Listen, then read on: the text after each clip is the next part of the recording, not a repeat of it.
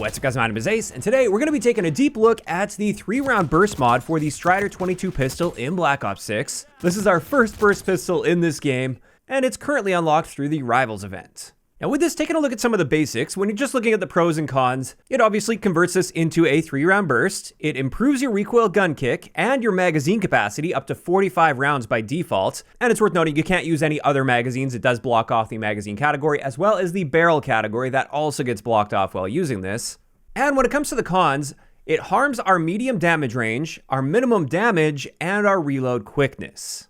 Now, of course, those are just the basics. There's actually a little bit more going on than what is stated there. So let's dive a little bit deeper into our new damage profile with this mod compared to the base Stryder 22. And the first thing to point out is we actually get a boosted headshot multiplier as well. That wasn't stated at all. And this means in the maximum damage range, we can get a 3-shot kill by mixing just 2 headshots in rather than 3, which is what's required with the base Stryder 22. And then on top of that, they essentially just tagged on a minimum damage range. That's at least the easiest way to look at it in my eyes.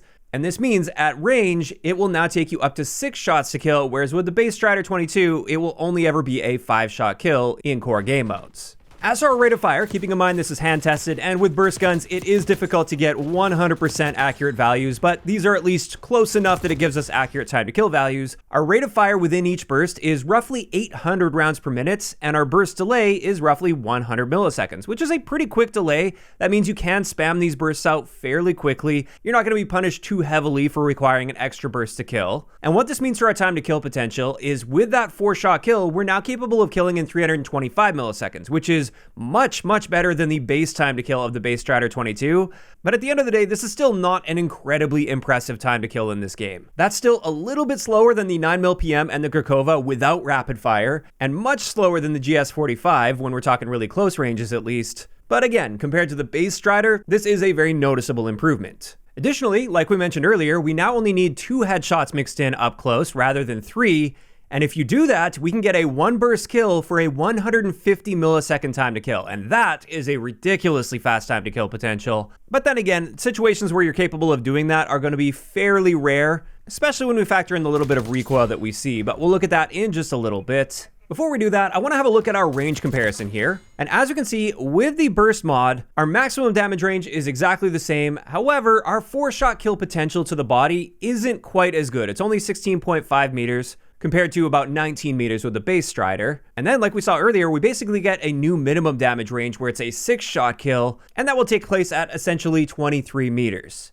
Now, in saying that, with a 6-shot kill with this gun, we're still killing just slightly faster than a 5-shot kill with the base Stryder 22, assuming we're hitting all our shots. But I'd say the difference there is pretty much negligible. Also, it is worth noting this burst mod has no impact on our bullet velocity, and therefore our hit scan range is still just a little bit over 15 meters. And now let's have a look at hardcore game modes, which I feel is quite important to mention here. In hardcore, the base Stryder 22 is one of the best guns in the entire game because it's always a 1-shot kill anywhere in the body at any range, as long as you're not shooting through something. Whereas with the burst mod, with that new minimum damage range, it's going to be a 2-shot kill to the body. Now, in saying that, that doesn't mean you should write off the burst mod entirely for hardcore game modes, because remember, we're talking about individual bullets to kill here, and with a burst gun, you're firing a pretty tight burst of bullets, and therefore, if you're going to hit 1 bullet, it's likely you're going to hit a 2nd bullet as well very shortly after. So this will still be very effective in hardcore game modes, and also a nice benefit here is, unlike with semi-auto, where we are hard capped with our rate of fire at 500 rounds per minute, we can just kind of spam a burst out in the general direction of an enemy and maybe like sweep across the target as we're spamming the burst. And at least within 23 meters, just one of those 3 bullets needs to land on target. And as a result, you could argue that it's actually a bit more forgiving than the base Stryder 22, at least within 23 meters. Beyond that, I would say the base Stryder is more consistent, but it's honestly really up to you if you play hardcore. As for recoil, let's have a look at the comparison here. With the base semi-auto, you can see that it just slowly climbs upward. It's very manageable recoil, but it does have a reasonably high magnitude just because you're firing a steady stream of 30 rounds. Whereas with the 3-round burst mod, as expected, since there's a delay between those bursts, it's going to be recentering a little bit between them, and therefore you don't get as much climb. There's still a bit of climb if you're spamming it out at maximum fire rate. And another thing to point out is there is a bit of first shot recoil within your burst. So that is a factor to mention if you're trying to like pick somebody off a head glitch at a bit of a distance. That's going to be a bit tricky with the burst mod unless you're using one of the muzzle attachments. And I just did a very quick muzzle comparison here just so you guys can see how much of a difference they make. And in my eyes, the muzzle brake is the best option here just for consistency. You can see that is a very consistent recoil pattern, and it pretty much eliminates that first shot jump. Whereas compensator, it definitely has the least overall climb, but there's more of that side-to-side bounciness that you see with the compensator, since it just sort of compresses things.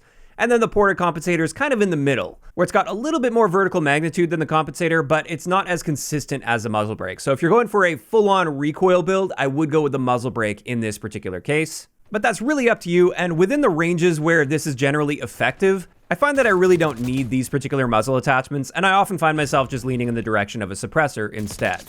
Then finally, there's one last stat difference I want to take a look at here compared to the base Stryder 22, and this is our reload add time. Since with this, we do get that 45 round mag by default, this also comes with a bit of a slower reload time at 1.83 seconds. And that's obviously quite a bit slower than our base reload time at 1.25 seconds, but then again, with a 45 round mag and a 3 round burst, you probably don't need to reload all that often, and 1.83 seconds is still a very manageable reload time, so it's not that bad, but you might have to think about your reloads just a bit more than you would with the base Stryder. And there we go. That wraps it up for all of the statistical differences between the burst mod and the base Stryder 22. Everything else is the same. Our hip fire, movement speeds, aim down sight speed, sprint out time, all of that stuff is identical. So now let's have a look at a couple excellent attachment combinations I threw together for you guys using this 3-round burst mod.